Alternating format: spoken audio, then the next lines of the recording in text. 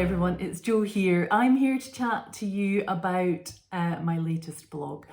8 things I'd never do as a candle maker.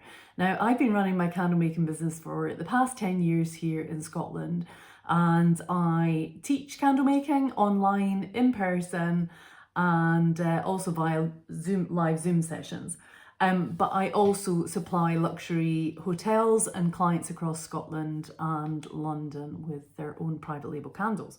Anyway, I have my weekly blog, so please be sure to like, share and subscribe.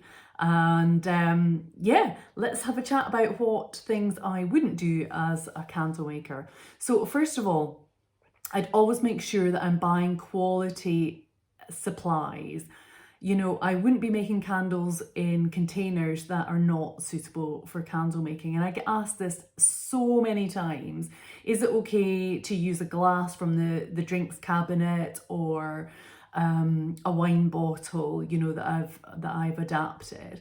So for me, I'd always use quality supplies from a reputable candle supplier. So that's my tip number 1. Tip number 2 is always get the wicks the right size.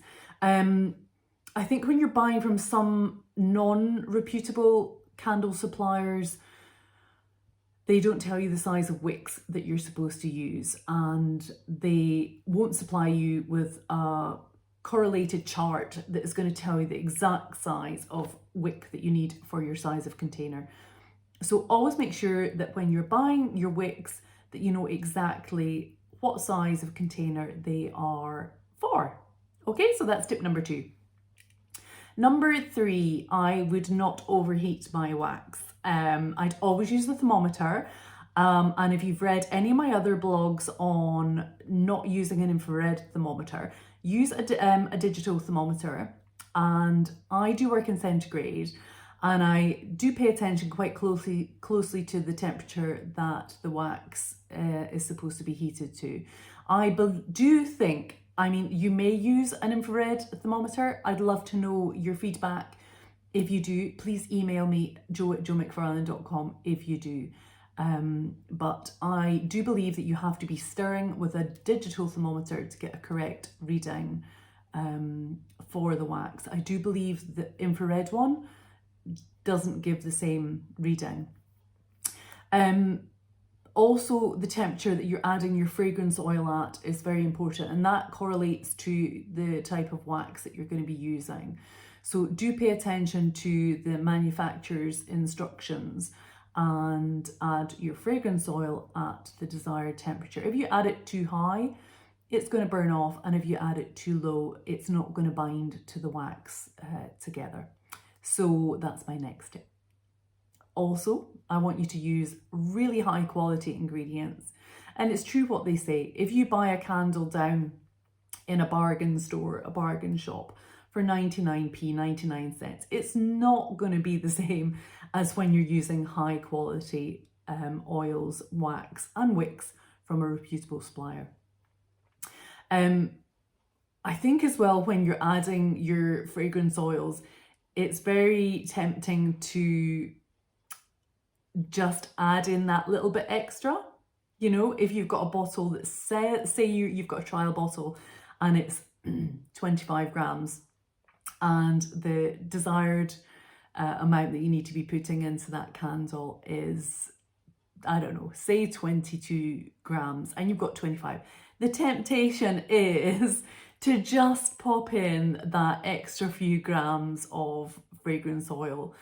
Don't do that at all. Be really specific and add the correct amount, because if it doesn't work out, then you're gonna wonder, you're gonna think, why didn't that work? Actually, because you put in too much. Also, when you're doing your candles, another thing that I would never do is you want to make sure that you've got your safety your safety standards at the beginning. You want to make sure that you're wearing a respirator when you're pouring your candles and your fragrance oil, and you also want to be wearing safety goggles as well. I always have a fire extinguisher and fire blanket to hand as well. you know, belt and braces.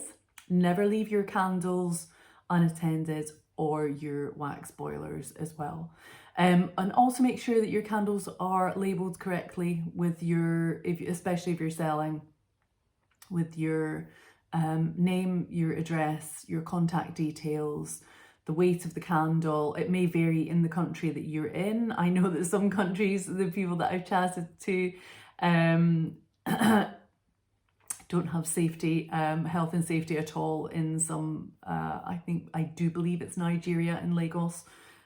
So do adhere to your labelling for that particular country that you're in. And that's my 8 safety tips. My 8 tips for, that I'd never do as a candle maker. I'd always make sure that everything is correctly adhere to these instructions, and then you're going to make a fantastic candle. You can make it comfortably knowing that you've adhered to these. So if you haven't liked, shared and subscribed, please do that now.